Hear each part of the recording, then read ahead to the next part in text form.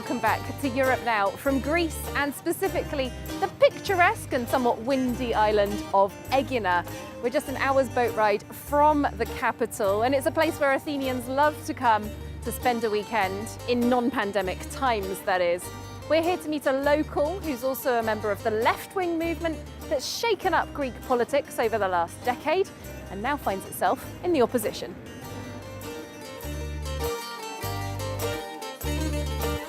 Welcome to Aegina. My name is Stelios Kouloglou. I'm a member of the European Parliament for Syriza, which is a member of the European left. Living in the pandemic was easier than in the mainland, the big cities, because here you have always the possibility to walk around, to go by the sea, swim. Of course, all the restaurants were closed, but people have more freedom. In the big cities, the police had orders to restrict with a very punishable and severe way, especially the young people. Young people were repeatedly beaten, and also the government took advantage of the pandemic to pass laws that would never be passed and accepted during normal time. Were these emergency measures to deal with the health crisis, though? This happened in a lot of countries. Using the pretext of the pandemic and the health crisis, there were laws like the labor law that actually kind of cancels the 8-hour working per day. Another law that has been voted is the one that establishes a special corps of police, 1,000 people, for the universities to control the students.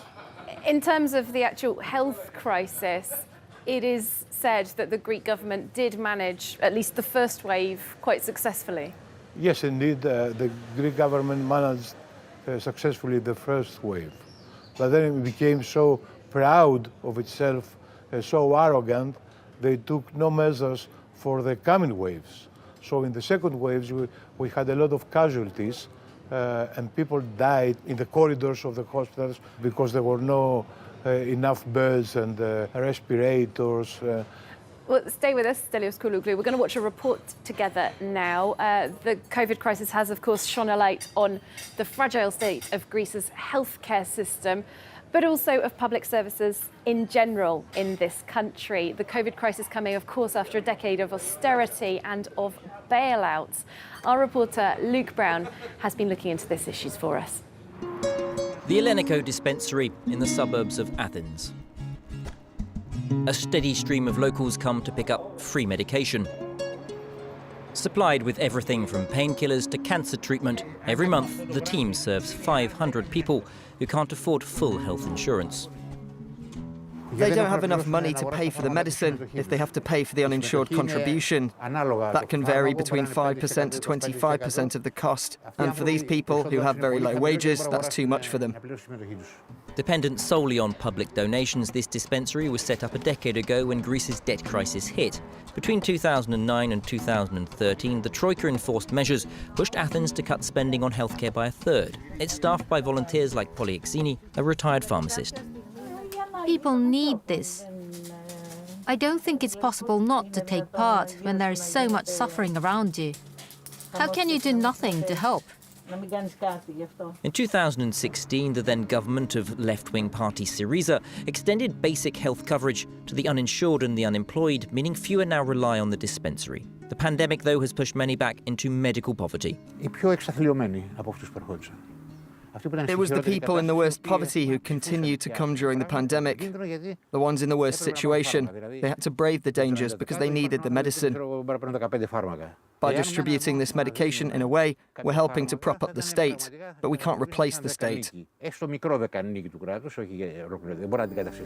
The charitable service was founded by cardiologist Georgios Vishas after he saw too many Greeks unable to afford medication.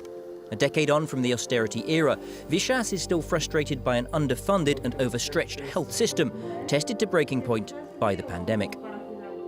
What has been done by the government during this whole period of the pandemic is to simply plug the gaps of the health system to prevent it from collapsing completely. Greece has suffered fewer COVID-related deaths per capita than the EU average. The government says 50% of the population should be fully vaccinated by the end of the summer, but the health service is chronically understaffed. 18,000 doctors have emigrated since 2009. The health system staff have gone beyond their physical and psychological limits. The reward that we need is the recruitment of new colleagues, be they doctors or nurses. That will allow us to cope with the pandemic in the best possible conditions for the staff and the patients. After years of belt tightening, the EU's post-COVID recovery plan is a welcome cash injection.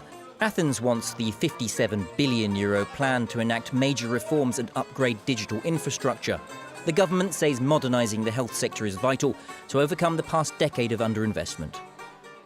The real opportunity that we have here, we will not just change the mind, we're also changing behavior and experiences. In the vaccination program, people got SMS and were guided through the whole process. We have to make the state work a lot better when they experience it, and this is digitization helps there, people will follow. €1.5 billion of the plan has been set aside for healthcare. That's about 10% of total annual health spending, but only a fraction of what's been cut over the past decade of austerity. We're still in Aegina, we're still with Stelios Kouloglou. We've come to the small port of Perdica. Mr. Kouloglou, that report we just saw talked about the degradation of public services, not just from COVID, but over many years preceding. Your party, Syriza, was in government for a good chunk of that time, 2015 to 19. It had its part to play in this degradation, didn't it? Listen, the system, the public health system, has been very much damaged during the economic crisis and the collapse of the Greek economy in 2009-10. When Syriza came into government, there was no even €1 in the public coffers. Okay, nothing. So, despite all this, Syriza tried to improve a little bit the system, and it did that. But the new government of New Democracy, they were in favor of privatizing all the system. So in terms of the damage that COVID has added to these years of austerity, how quickly will Greece be able to bounce back from that? It will take some time because still this summer we cannot expect millions of tourists who were coming the last years before the pandemic. And unfortunately, Greece's economy is oriented towards tourism. It's obvious now that it's quite dangerous. Stelios Kouloglou, thank you for your time.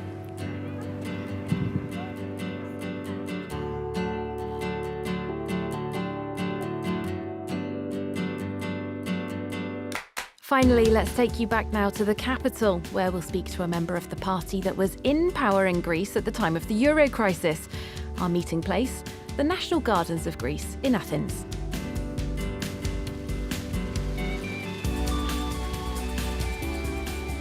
My name is Eva Kaili. I'm a member of the European Parliament from the Socialists and Democrats, and my party in Greece is PASOK. We are at the opposition. We were really scared. We were under constant, trying to deal constantly with uncertainties because nobody knew how long it would last. And our economy had not recovered from a 10-year austerity package that we had to suffer. So I would say Greeks showed huge resilience, and hopefully this is the end of it, or close to the end of it.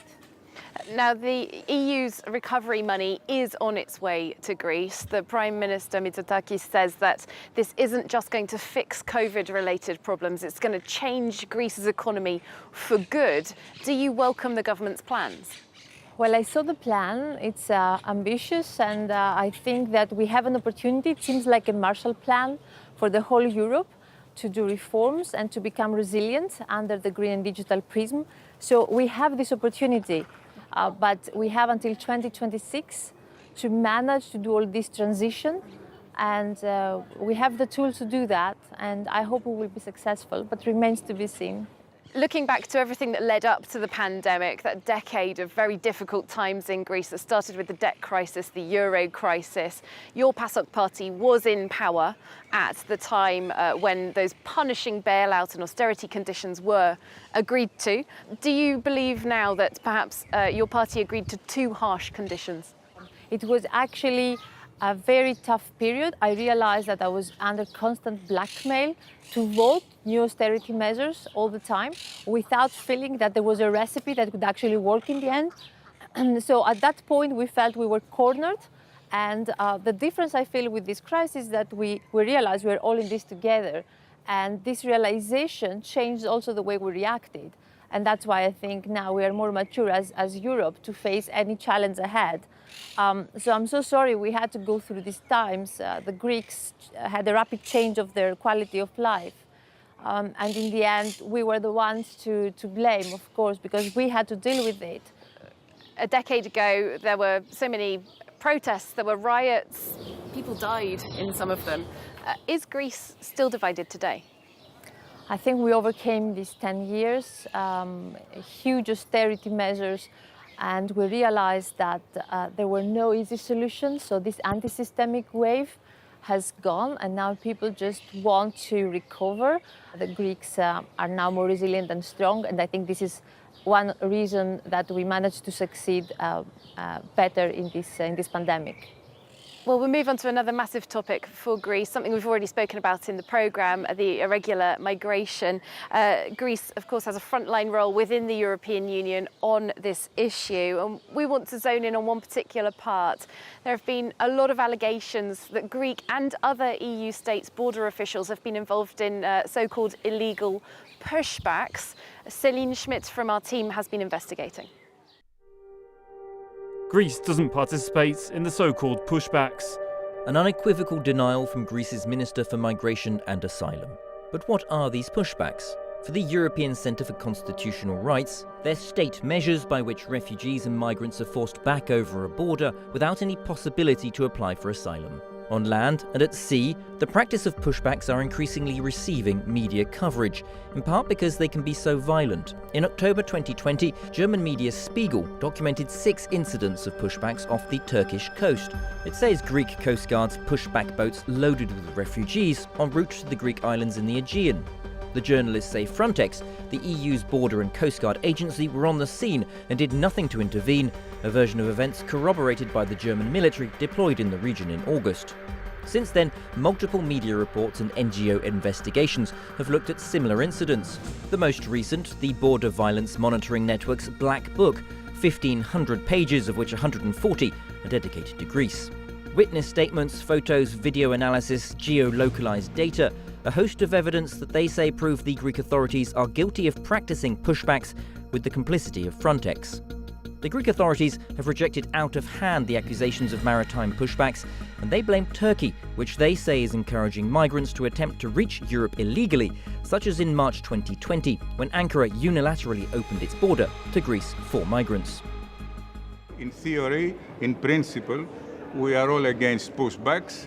But if it is something organized or something within a strategy of destabilization, then maybe you have to do something about it. Back in 2016, the EU signed its migration pact with Ankara, recognizing Turkey as a safe country. It handed responsibility to deal with illegal immigration to Turkey and keep potential migrants on its territory. That means there are almost no legal routes to reach Europe, and for its critics, the pact is a threat to the right of asylum.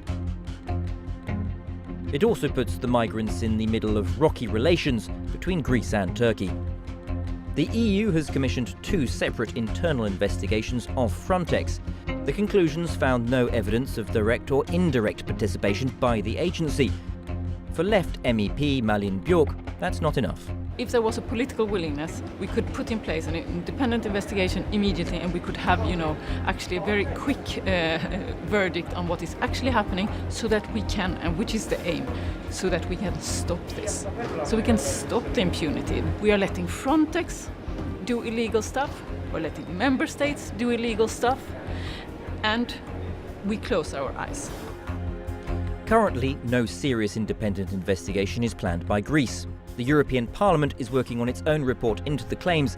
Its conclusions are due for the summer.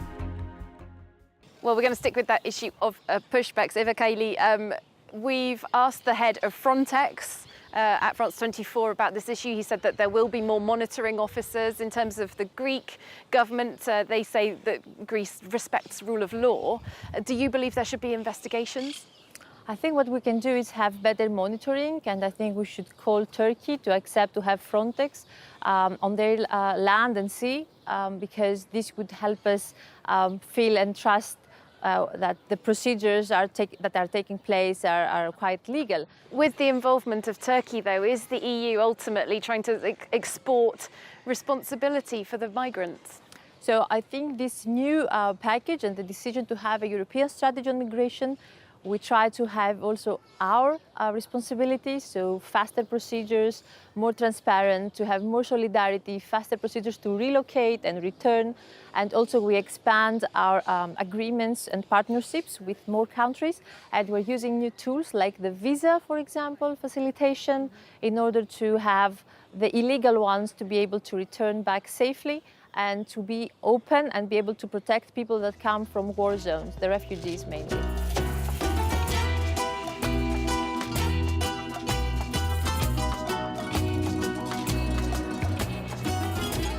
And to close off the programme, we've brought you back here to Athens' busy shopping street of Ermou Street. As you can see, the shoppers are coming back, but not the tourists just yet. We will, of course, have to wait and see how the summer of 2021 pans out, not just for Greece, but for the rest of Europe as well. For now, though, it's bye-bye from us.